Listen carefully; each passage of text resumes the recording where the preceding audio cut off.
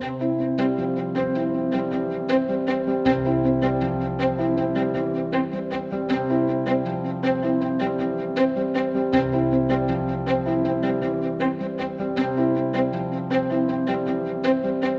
name is Samantha Stickley. I teach 7th grade science, which at our school is an integrated program. Something that I value is that the process that we use is really student-driven.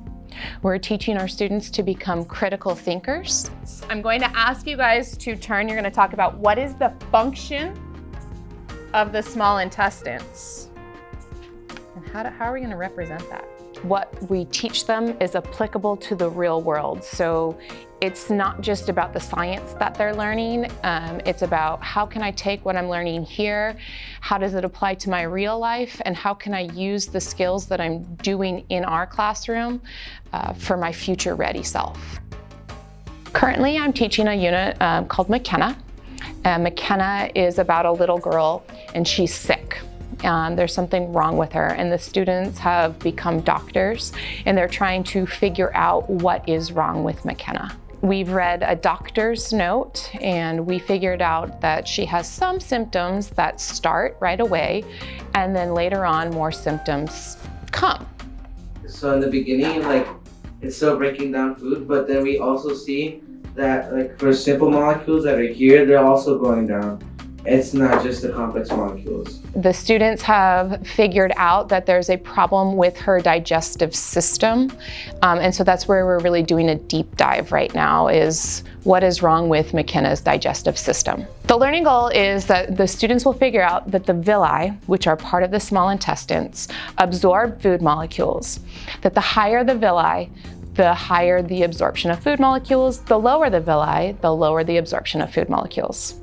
That is a complex molecule getting broken down, representing it being digested and breaking down into simple molecules. Then it's showing how the simple molecules are going through the smaller things in the small intestine.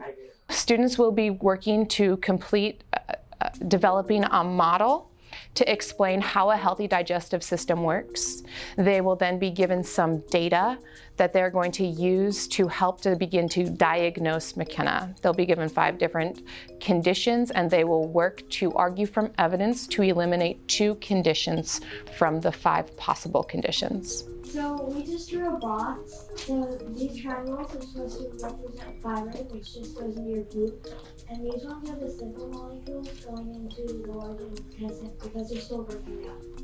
For this lesson, it's helping the students using questioning strategies to help the students to elicit ideas, and the strategies that I use to help the students hear each other so that they can listen to what each other are saying to develop a consensus, and then helping the students by facilitating student collaboration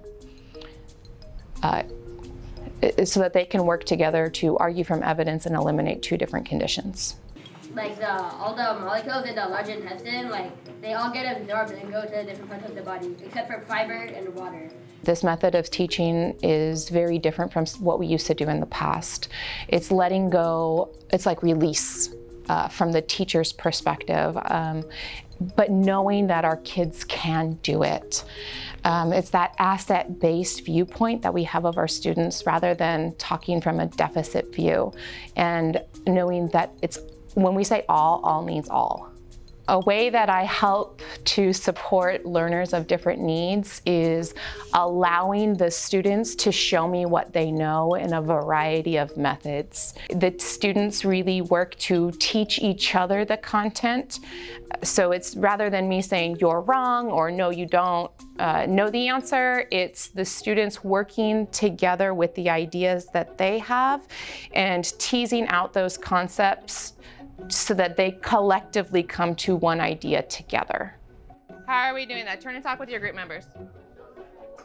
I let the students use their native language, their own words, in order to explain what's happening, rather than focusing on the use of academic vocabulary.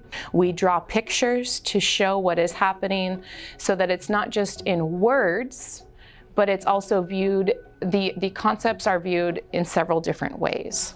Some things that I hope teachers see as they're watching these lessons are the questioning strategies that are being used. Rather than me telling the students the answers, it's how do I help the students to hear each other? I'm sorry, the protein is digested into? Oh. Okay, so we've shown the digestion, but now how do I show the absorption? Now what do I need to do?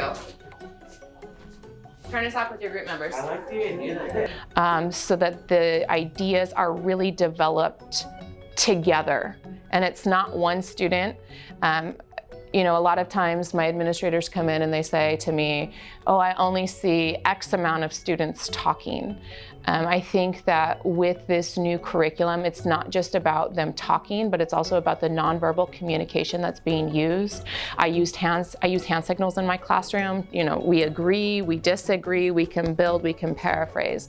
So those students who are naturally shy within the classroom, we give them the opportunity to show that I'm here, that I'm listening through those hand signals, and I think that that's an important thing to see as well. We never experienced teaching like this as teachers. It is so hard to conceptually wrap your brain around how this actually looks within a classroom. And so I love opening my classroom and having these videos, like, come in, see what I do, because what I'm doing is working. It does work, and it works for all. I would choose to be a teacher every day.